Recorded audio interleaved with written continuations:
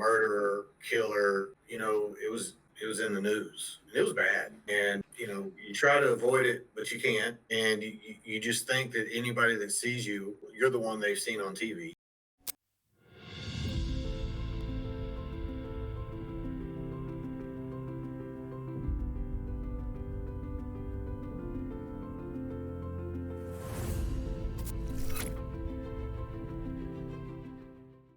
We had a guest this week, Kyle Johnson from Bastrop, Texas. Kyle talked to us about labels, and here's some labels that he gave us.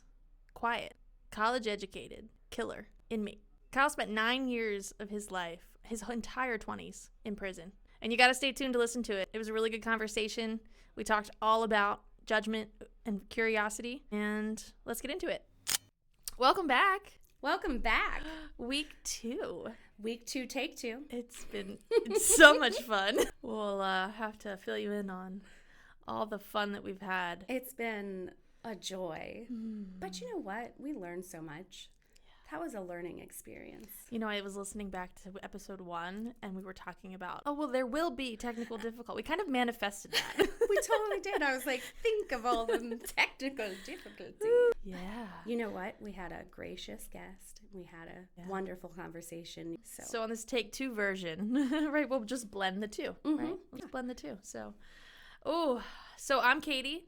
I am a trauma educator. I'm Angela, and I am the traumatized. Oh. Dang. And I'm the co-host. And I'm the founder of the Hive. Okay. Yes. Those things, These are also things that we are. Yeah, so today we're going to talk about behavior. Not how to fix it, but how to hear it and see it and understand it for what it really is, which is really cool. So let's do a check-in before we get into that, because that would be heavy. Yes.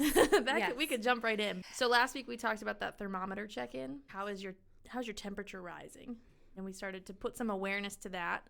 And we'll keep talking about that. But today I want to start by the way that we start every one of our coaching sessions, which is with the feelings wheel. It's so good. It's so good. So how are you feeling right now in this moment? Right now in this moment, I feel funny and entertained and just thinking about you, sir. Just thinking about all the faces we were making during our first shoot because of the reverb. Which, if you don't know what reverb is, I hope you never find out. Because the reverb was making us make faces like this and like this. And I'm going to put them all over the place. And we were cute, but we were making some faces. It was that moment of pause that came afterwards that... Beautiful. Yeah, it was messy. We said it was going to be messy and beautiful. So that's where I'm at feeling wise. I feel inspired. I feel a little jokey. I feel just confident, I guess. That would be my confidence coming out because I just know that this time is going to be easier than last time. Yes, it can only go up, right? Yes. And how are you on the feelings wheel? Oh, it's been a rough one. Feeling. Yeah, this week has been... It's like if it could happen, it happened. Yeah, so it's been filled with sorrow, lots of unexpected sadness. We had to put my dog down this week, completely unexpectedly. And that we're kind of riding that wave. Told my little 3-year-old about it and dealing with that, which has been sad and healing, right? Because he's 3. Like right away when I told him, he said, "Oh, she's on that airplane up there, isn't she?"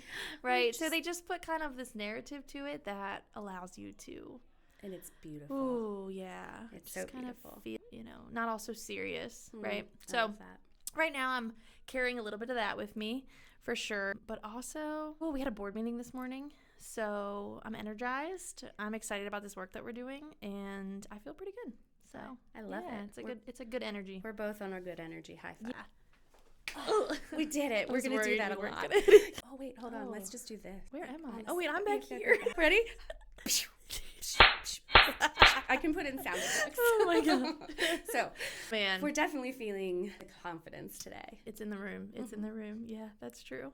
Yeah, so when we can name what we're feeling, we can reclaim the signal, right? It would be so easy for me to move through this week feeling sorrow and ignoring the fact that I also feel energized, right? Or excited about the work that we're doing, right? I could get so stuck in that feeling, but being able to name it and dig into that authenticity, I can feel both. Yeah. Which is really cool. And the coexisting of the good and the bad is how you defeat the avoidance, Yeah. because you know that they can coexist and you can Right. cycle through and it will be okay. Yeah. And before it just felt like It was running the show. battle. Yeah. Constant battle between Right. which one was gonna. This is true. So that feels good. Yeah, it does.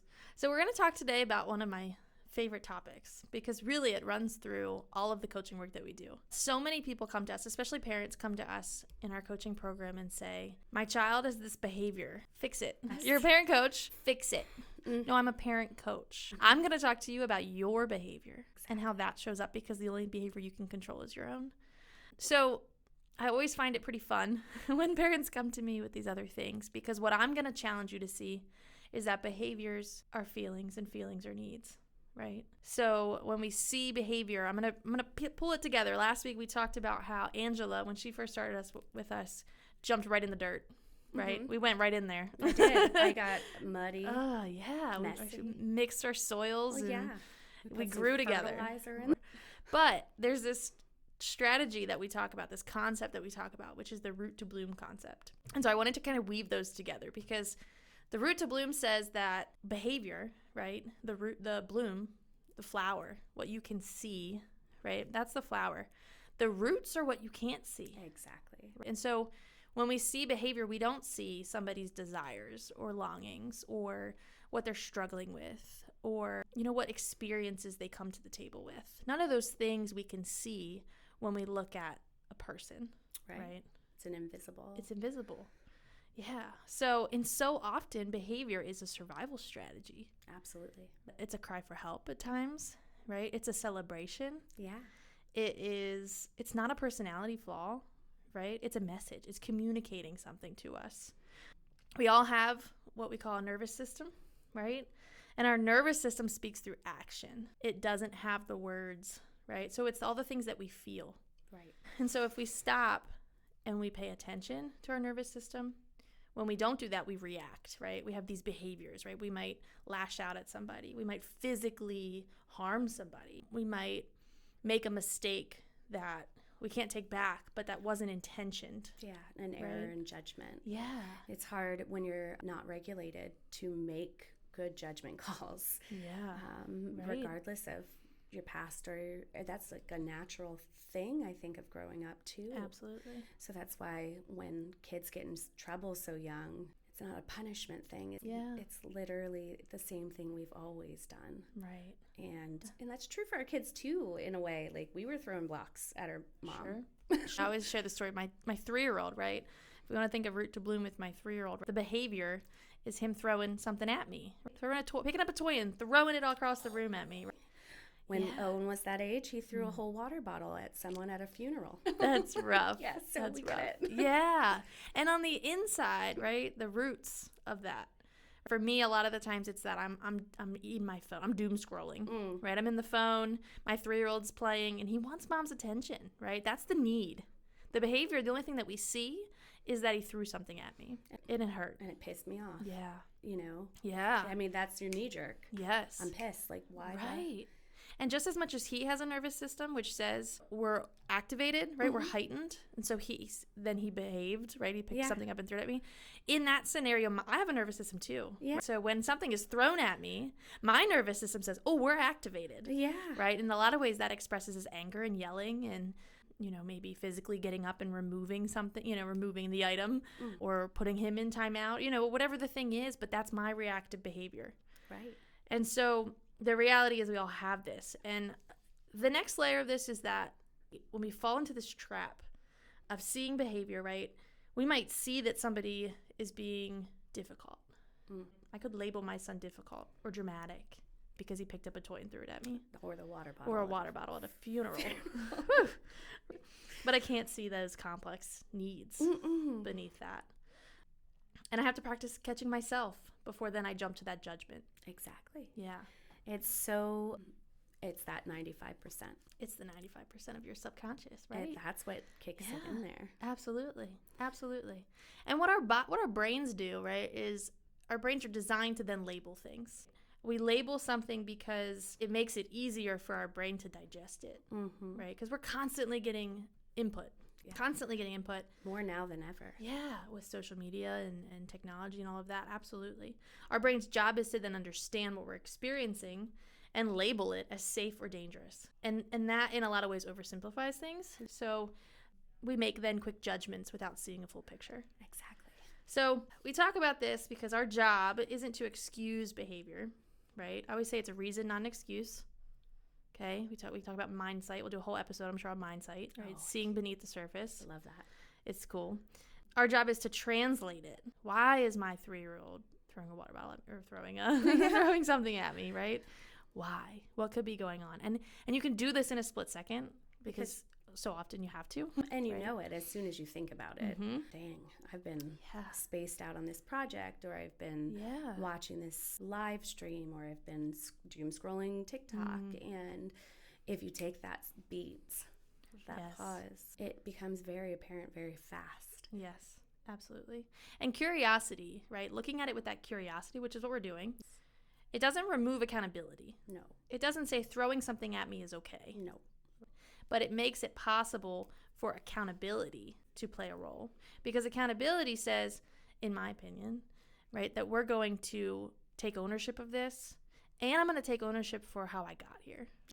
And when we give our children or our peers or our partners, whoever it is, that language and that ability to see behavior and to translate their behavior and model that so they can do that for us, we open up a whole other world of connection that we haven't seen before. So fast, too. Yes. Lightning fast. Yes, absolutely. I love it. I've got the chills. So I want you to, I just want to say it again because I want you to hold on to this as we get into this interview with this really cool dude that Angela's going to introduce in a second. But the core truth about human behavior, right? It's that all human behavior comes from an unmet need. At the heart of that unmet need is safety.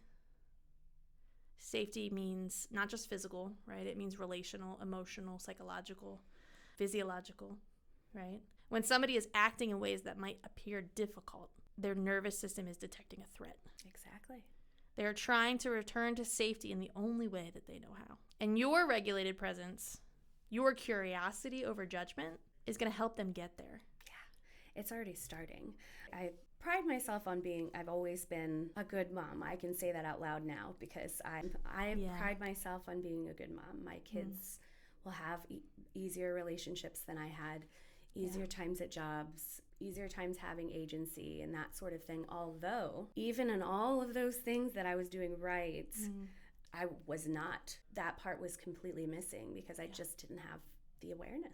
But how it fell into place so easily thereafter. Yeah.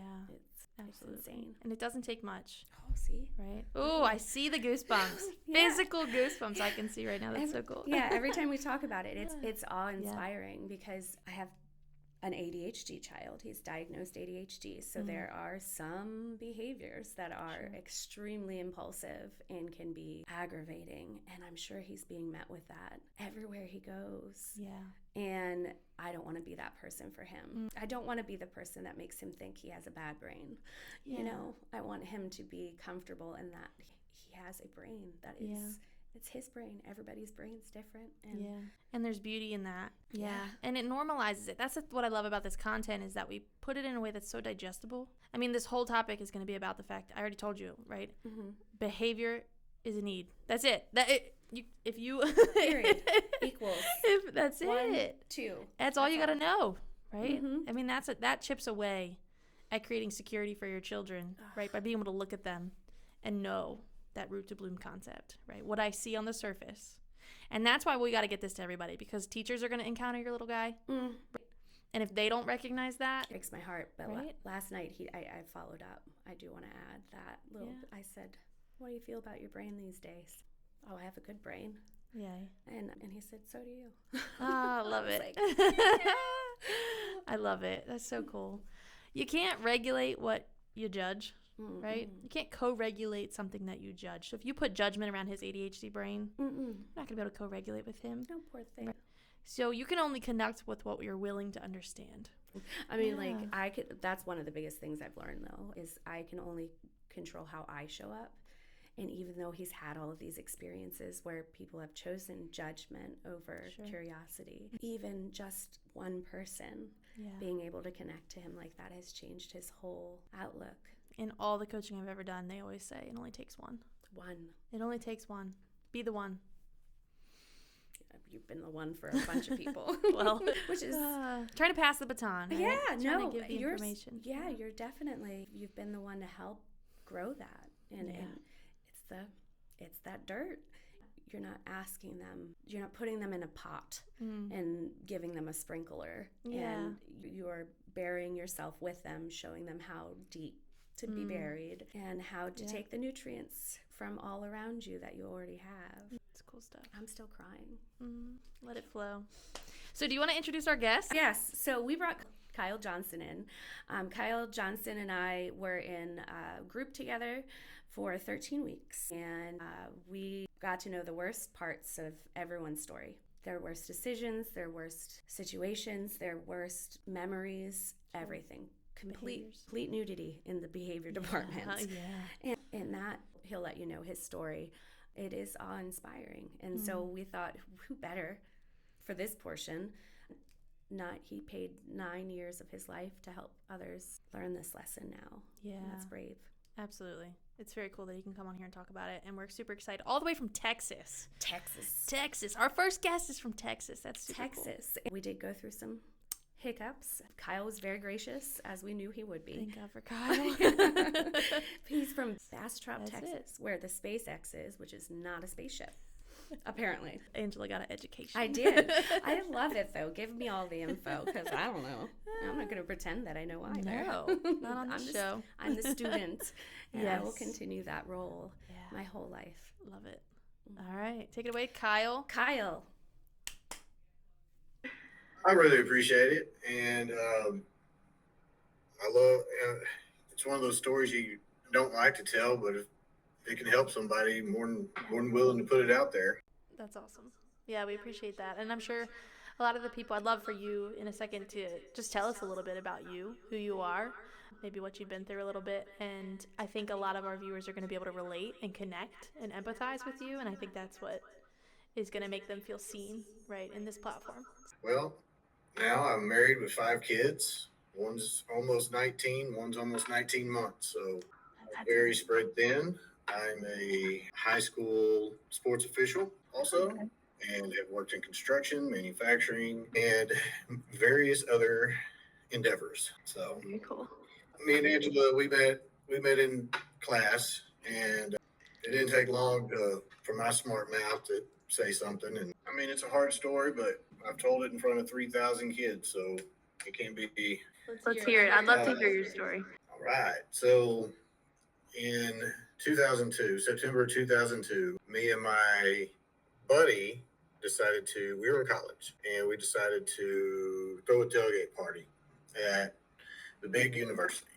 So we went up to the school, got a parking spot about noon, because, I mean, it floods with 30, 40,000 people. And over the course of the afternoon, we cooked out, we drank and whatnot. By the end of it, they wanted to go out dancing. Well, I'm in shorts and flip-flops. I can't do anything. They're not going to let me in, right? So they were like, go home. You live down the road. Just go home and change real quick. I was like, I really don't want to. And I was like, I'll just stay here. So they talked me into going.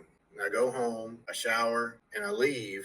And a mile down the main highway, I decided I needed to turn around and go back home. Well, I turned around and apparently passed a line of cars and ran head on into a 97 Yukon. Wasn't speeding, but it didn't matter. We hit passenger sides, and I pulled myself out of my truck where I probably had less than 1.5 feet of space. Then I got out, and all I can remember are like snippets of lights and sirens and whatnot, noises, lots of noises. And they put me in an ambulance, and they just took me. Well, while I was at the hospital, my dad happened to be in the traffic jam that I caused because he was at the game. So he found out and turned around, came to the hospital with me. I was laying there while they were doing all these, checking everything and whatnot. And they put the driver of the other vehicle next to me with a sheet pulled between us, and they told her friend died. And I'll never forget that. Yeah. And my dad was standing there, and he just, he's like, shit. But we stayed there, and they released me. So I went home with him that night. And 2 days later, we came back and we stopped at a McDonald's on the way up there and got a newspaper, and it said 2 women had died in that wreck. So I only knew about one. I didn't know about the second. So I read it in the newspaper. Well, after that, with lawyers, got an attorney, because eventually they charged me with 2 counts of intoxicated manslaughter. It's involuntary, except regardless, it's an accident. And at the end of the semester, I just kept going on about what I was supposed to do. I stayed around College Station, finished that semester at school, worked, whatnot, then moved home. Well, after that, I went to Texas Tech for 6, 7, 8 months while all this stuff was getting sorted out. But I couldn't talk to anybody because of lawyers and subpoenas and criminal stuff and civil stuff. I couldn't talk to anybody, and even then, I couldn't remember all the details. It happened so much. I mean, it's basically, I lived in a state of shock for a year, and I didn't know what was going to happen. I didn't really know how that was going to go at all. And just one day they called me and said, "Hey, you got to plead 12 years in prison. That's the best we can do." And I had never known anybody who'd been to jail. I'd never known anybody who'd even been to prison. It's not just the kind of company I kept. Nobody in my family. So this was all new territory to all of us. So, I mean, one day I was here and one day I was gone. And so after that, I wound up doing about 9 years on a 12. But during the trial part, it was all over the news. And, murderer, killer, it was in the news. It was bad. And, you try to avoid it, but you can't. And you just think that anybody that sees you, you're the one they've seen on TV. And part of my plea bargain is I made 2 drunk driving commercials, which are on YouTube still. So, following the months, I mean, it was very intense. Everybody around me was, afraid to ask me questions or see how I was doing. I mean, obviously from what they knew, it didn't sound good. Right. So they stick you in there and, they have religious volunteers. If the volunteers don't show up, nothing happens, or, you don't really rehabilitate. You're around 50, 60, 100,000 people with all different struggles and experiences and personalities and, all these different issues, and you're just in survival mode. Right. So being vulnerable and being, that type of stuff will come back and haunt you. Yeah, sure. Even if you say it out loud, it's going to come back. So there's no rehabilitation. You're just there. You survive to get out, right? And then when you think you're all free and clean, I'm fixed. The day you walk out, it's the greatest day. Greatest day. Yeah. I'm telling you, there's no greater day. It was the best day ever. And the way I felt that day was, there's no taking it away. But, I went through the first 2 years not really knowing what to do, but I made parole. I made my first parole, but they protested it. They gave it to me, and then they protested it because they didn't think that I'd been in there long enough, or, it became a media thing again. And, everybody just listens to everything that's in the media. Social media has only made it worse, and this is in 2005. Well, it got into the Dallas Morning News. It was in the USA Today. It was a topic, so they took it. And then I still never had a single problem all the way till I got out, all the way until I was off parole. But it doesn't really stop there, right? Then you start noticing things that you didn't, you struggle with, right? So I missed out on my 20s. I'm not trying to relive my 20s. But I was locked up when I was 21, and I didn't get out till I was 30. I'm 21 in my head when I get out. The triggers get bigger. Things that you didn't know were triggers. Slamming doors is one for me. I can't stand slamming doors. Yeah. I don't, if you get too close to the yellow line, I'm jumping. If I'm riding, I'm jumping on either side, really. Obviously loud noises. I don't like being scared. I don't like people touching me. And, there are certain things. Going back to that city is a big one, because I feel like I left a piece of me is right there on the side of the highway, right? And it just needs to stay there. As far as judgment, people are going to judge it. They're going to judge the behavior, right? Well, he was a college kid. He was a drunken college kid. Okay. So then that puts other labels on you. Like, man, that kid was 20 years old and he's already an alcoholic. That's not necessarily the case, right? But, he's a killer. He has disregard for public. Kyle, you talked about how people were coming in, and certainly I hope that you had allies throughout this process. Can you talk about any relationships or people that you had in your corner that could see you beneath that event that occurred? So, I mean, I wasn't getting judged by people who already knew who I was, right? But when you mass communicate on the TV, I mean, basically that's all it was in the radio at the time. So, you feel like you're walking around and people are just, I know you. You know what I mean? It's, oh, you're that guy. You're that killed those two people in a car accident, right? Then you get the label of, inmate, and then you get labels of all this stuff, and you're constantly judged. And, it's easy to forget you're a person in that system. It feels like you're just a number. People saw me as nothing more than my worst mistake for a long time. That judgment follows you. Even when I got out, there were people who saw me as the guy who killed two people, not as someone who had spent almost a decade in prison trying to figure out who he was again. In prison, there's no room for vulnerability. You have to constantly watch your back. You can't trust anybody, and you're there for survival. The judgment isn't from really the outside world.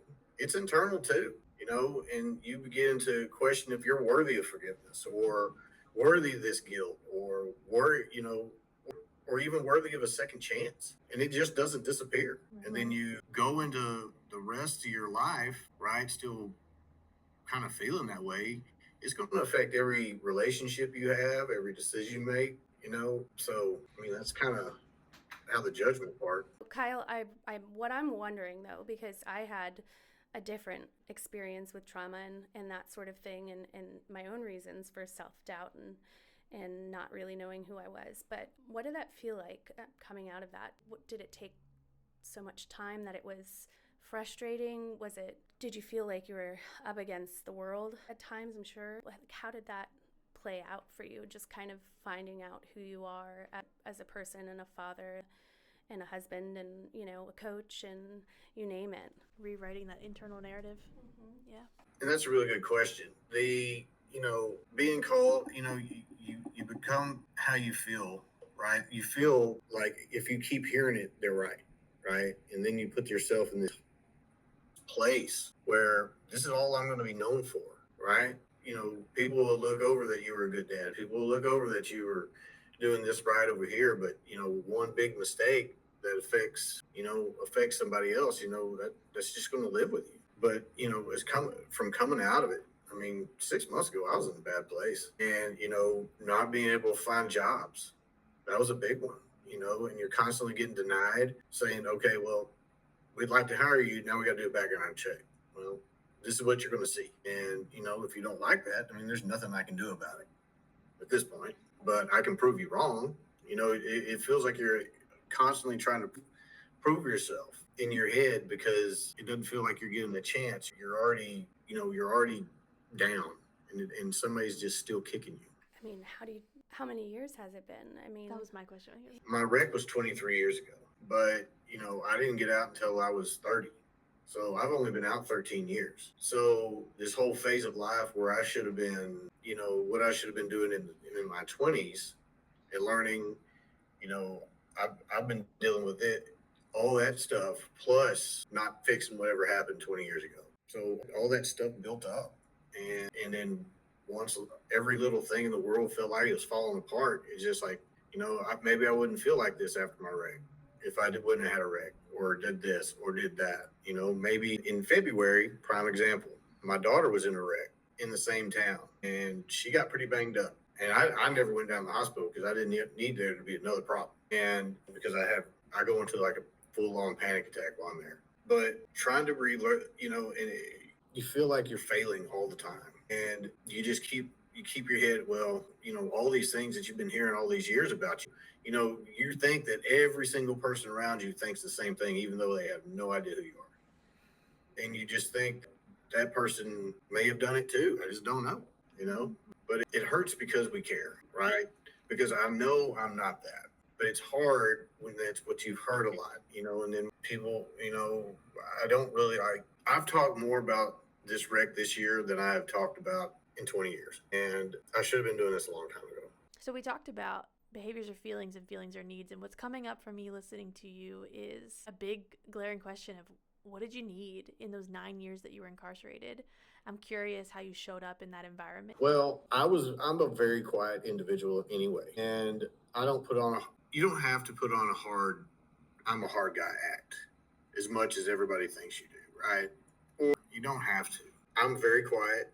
I had a little bit of college under my belt, and the majority of the guys in there, they had no idea what a college or even finishing high school was about. So people tend to see that you're kind of grounded. You think straight, right? You're not on drugs like methamphetamine, hard drugs like methamphetamine, stuff like that. So I taught, as far as needs wise, you need people who are trained and not trained by the state to talk to you, right? And they need, and you need to be able, you can't trust them. You can't trust. So I feel at the end of the day, I think everybody going out from parole or just getting out needs to see a therapist for at least 2 months, in my opinion.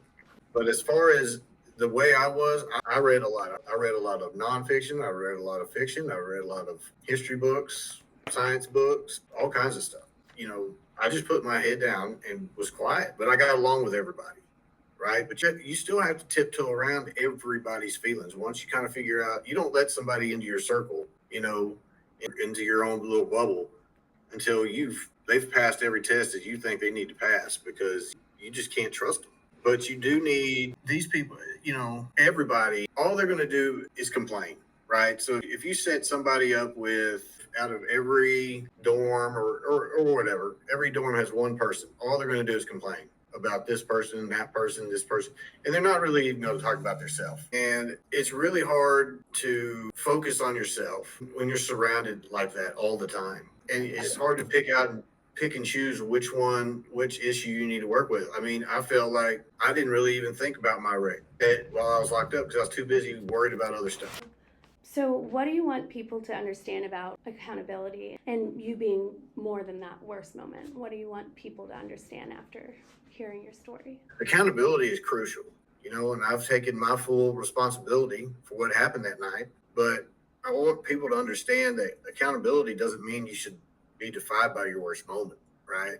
The prison system doesn't rehabilitate, it punishes. It doesn't give you the tools you need to heal, to understand yourself, or change for the better. When you're released, you're expected to move on, but emotional scars just don't disappear. I spent 9 years in survival mode and learning how to deal with trauma in my own way, which translated into, digging myself into a bottle afterwards, later on, not right away after I got out.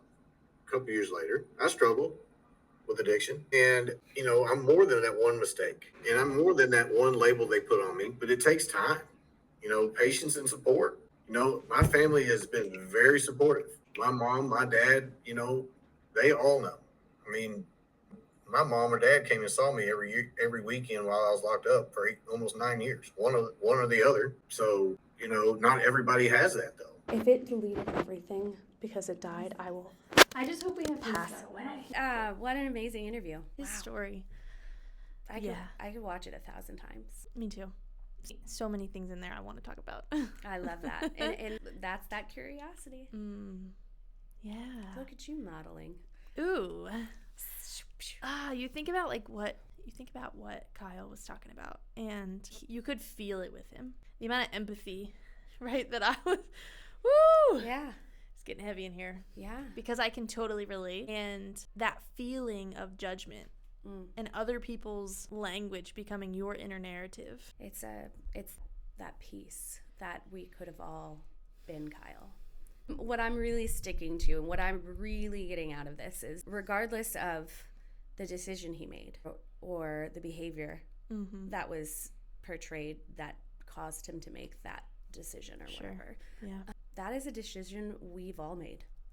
Driving when we shouldn't. I feel like if we took a consensus, it would be a whole hell of a lot of people. Absolutely. And that changes the way I look at everyone now, because I could have been that person sitting in the room of 30 with us at Jessup. I could have been any one of them. Yeah. And it took Kyle's story, it took one decision. Right? One thing created a lifetime of, you could hear it in his voice, It's not a thing of the past for him. It's something that still he carries. Yeah. And I think that he talked a lot about his experience while he was incarcerated. And what kept coming up for me was he spoke a lot about how it basically shut down and isolated, right? That sounds like that was his survival in that moment. And I think that behavior, right? Because shutting down is behavior, right? It looks like certain things. I think it was his way of grieving. Yeah. Right? If we were to look at that with curiosity. Absolutely. Yeah. And I think in that moment, he said, I couldn't talk to people about this, right? Mm-hmm. And I think about my own experience, but also with what he was saying was him shutting down in isolation was grief, and it was protest, right? It was like, it's not defiance. Mm-mm. It's not acceptance. It's survival. Yeah. Right? It was his body's way of saying, we have to survive this. For 9 years. Ugh, yeah.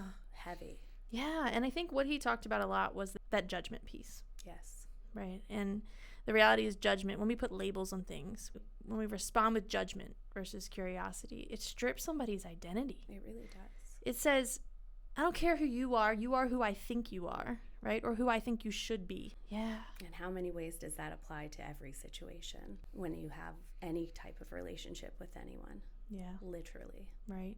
The other thing he said with that was the internal judgment and how loud that was for him. That he spent most of those 9 years trying to find himself. That's the power of judgment. That judgment had so much power over him. He spent his entire 20s behind bars. So many thoughts. I mean, so many thoughts from what he said.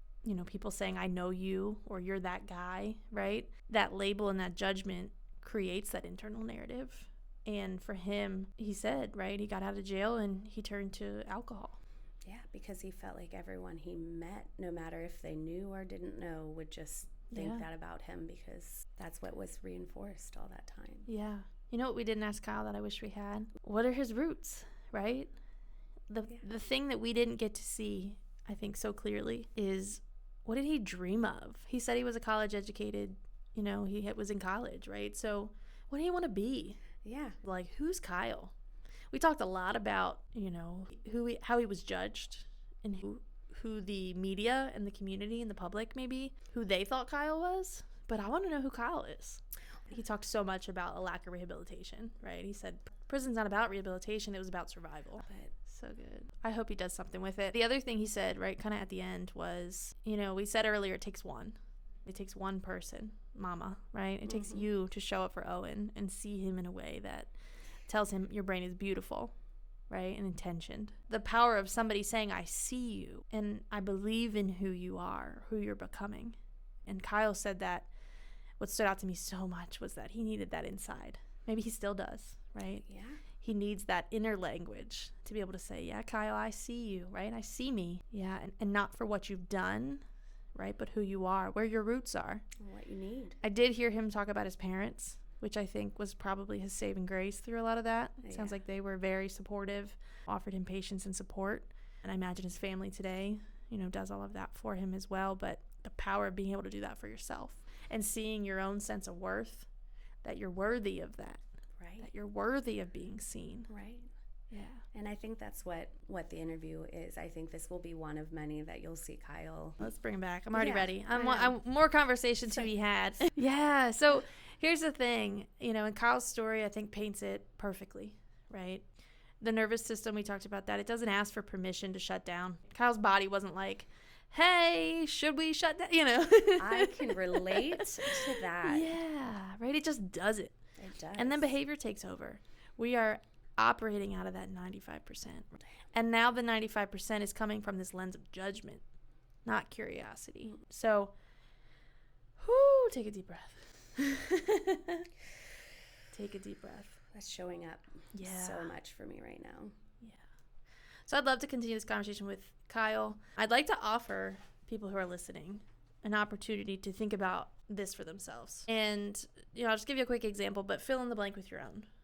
You're working with somebody who constantly interrupts you and talks over you in meetings. There's this interpretation that we have, right? If we're looking at the bloom, right? We're looking at the flower.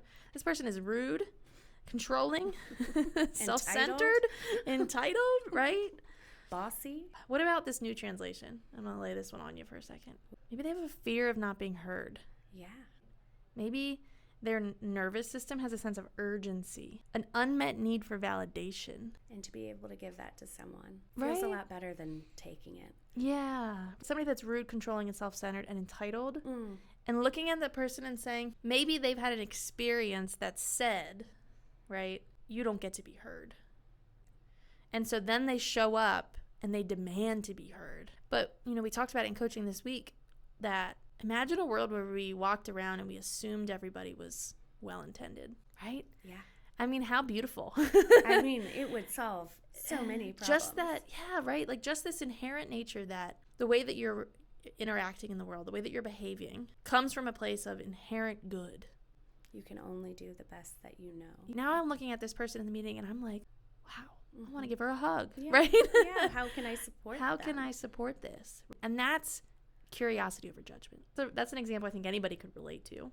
And it does not mean no boundaries. It does not. No, it does not mean no accountability either. No. It's so much more Kyle complex. shared that, right? Yeah. He was like, I'll take accountability. Yeah, but I'm going to strip the labels, right, of who I am or who you think I am. So remember, behavior is a message. I don't have to react. I can respond. Yeah, the block gets thrown, and how are you reacting now? Don't become a victim to your reactivity. Don't let it drive. And that's part of what we talked about right from the beginning, right? How are you feeling? Take a pause. Do your thermometer check-in. How do you feel in this moment? And then be kind to yourself. Yeah. Show that same compassion that you're willing to show someone else to your own self. Yeah.